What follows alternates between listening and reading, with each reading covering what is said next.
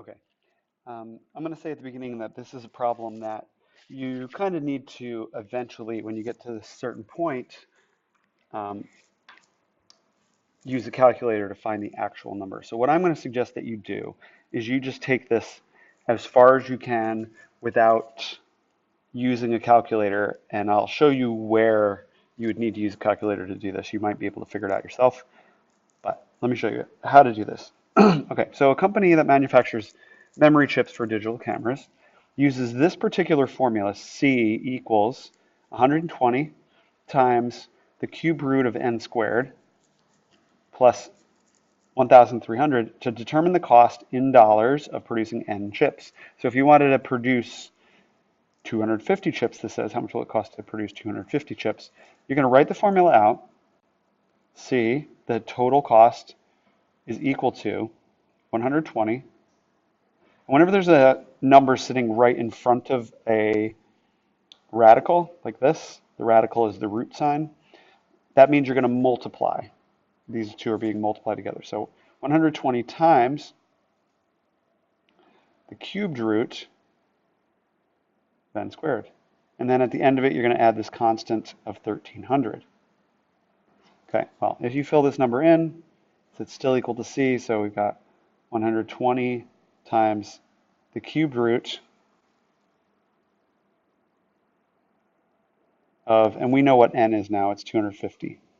250 squared plus 1,300. What we now need to do is we need to expand. If we're going to deal with this, simplify what's inside the radical, what's in here, the first thing we need to do is expand that out. So I'm going to show you. You could multiply 250 by 250 and get this. That would be equal to 120 cubed root of 250 times 250 is 62,500. Okay, and then you could say plus C, or plus 1,300 rather. But rather than do that, because we don't really actually ever need to get the number 62,500. What we want to be doing here is breaking that down. So what I'm going to do is I'm going to take that number out, and in place of it, I'm going to just put the what we had there, 250 squared, as 250 times 250. That's what 250 squared equals, right? So once that's in there, we can say, okay, because what we're further going to do is break those down.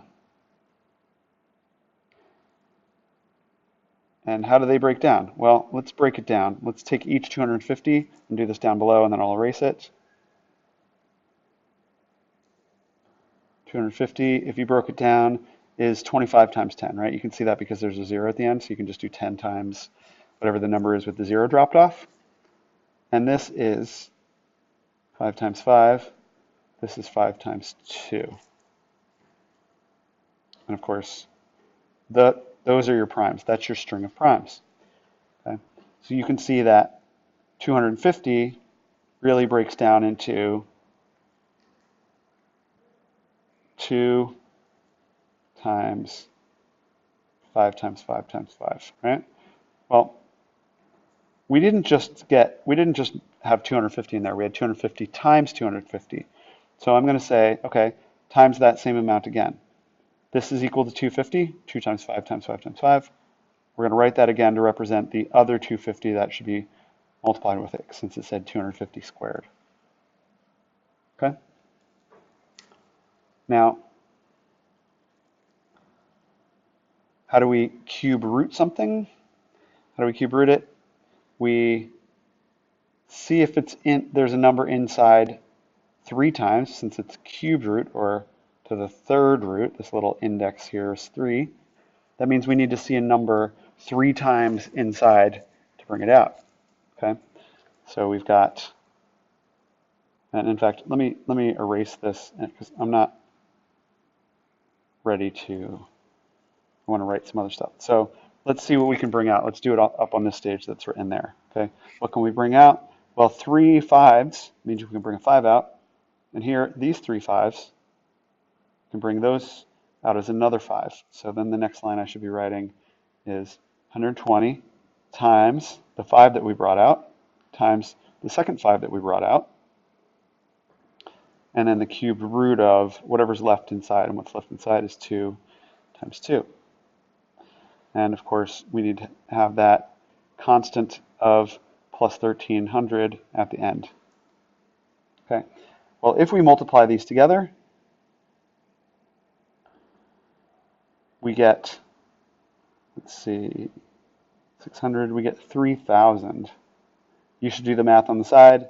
I can do that in my head. Times the cube root of 4 plus 1300. Okay. What I can't do in my head is the cube root of 4. So at this point, this is an acceptable to me answer, because what remains is for you to find the cube root of 4, and that is not an easy,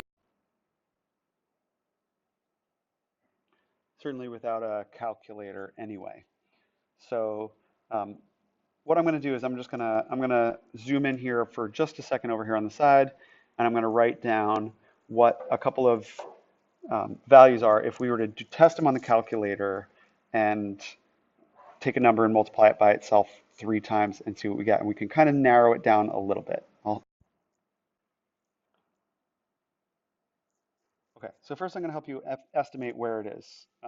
If we took 1 cubed, we would get 1, right? That means the cube root of 1 gives you 1, okay?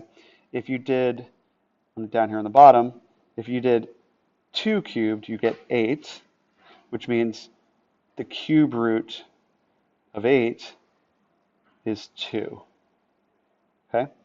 So, and I just realized I put an equal sign in there instead of a 1, okay? Cube root of 1 equals, that's what I meant to do. Now, since the number that we're trying to get is the cube root of 4, that's going to end up being somewhere between 1 and 2, right? Because cube root of 4 is somewhere between the cube root of 1 and the cube root of 8.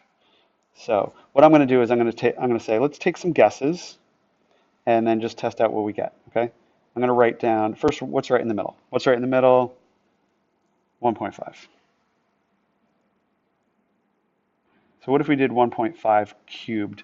What would we get? Well, if I'm here on my calculator and do 1.5 times 1.5 times 1.5, I find out that that's equal to 3.375. What I'm looking for is the number that can get us as close to 4 as possible, okay, because then the cube root of 4 will be that number, or close to that number. Okay, so that's too low, so let's try 1.6. If we do 1.6 times 1.6 times 1.6, 1.6 cubed is 4.096. That's pretty close. So I'm going to go down just a little bit. How do we go down between 1.5 and 1.6? Well, it's going to be 1.59. Let's say 1.59 cubed is what? So I'm going to do 1.59 on my calculator times 1.59 times 1.59. And we find out that this number is 4.019679, or about 1.02. Getting closer. Let's try 1.58 cubed. And we do 1.58 times 1.58 times 1.58, and we get 3.944-ish. What I should be doing here is writing for these numbers, because is approximately equal to, because I rounded off. Okay, so you know that we want to go somewhere between 1.58 and 1.59. So what about 1.585? Let's try that one. I'm going to do my calculator. 1.585 times 1.585 times 1.585. And that gives me 3.98 something. So let's go even closer to 1.59. This is approximately equal to 3.98. I'm never going to get there perfectly, but let's go a little bit higher. Let's say, what if it was 1.58?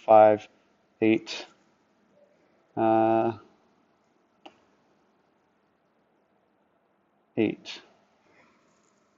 Why not? Okay, let's try it. 1.588 cubed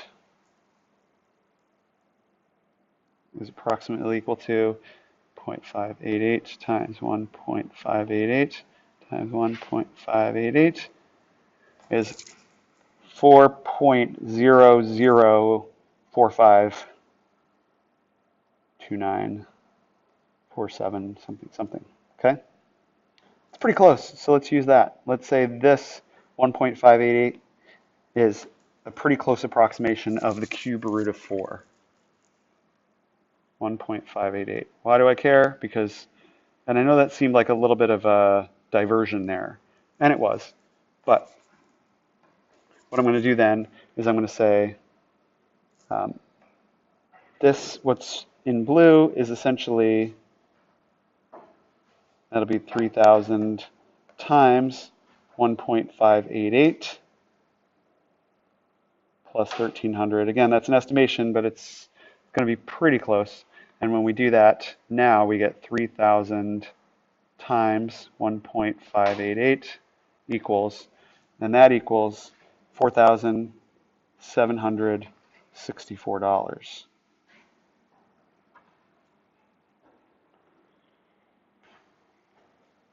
Plus 1,300. And just moving this up a little bit, if we added those together, we would get roughly, well, we would get $6,064-ish as an answer would be the cost of this. If you compare that to the answer in the book, let's see what we get for that. Let me just open up my computer here. Number 35 says $6,062.20. You can see how our estimate of 1.588 wasn't perfectly close. You would really need a calculator to be able to solve what this blue one is. And so if you can get it to this line,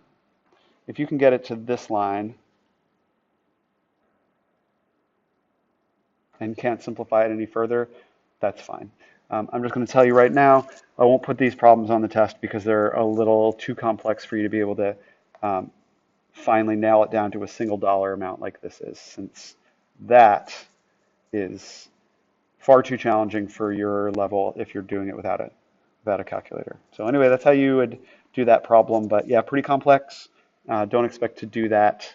Mr. Lakai put that on his list of homework problems, so I'm sure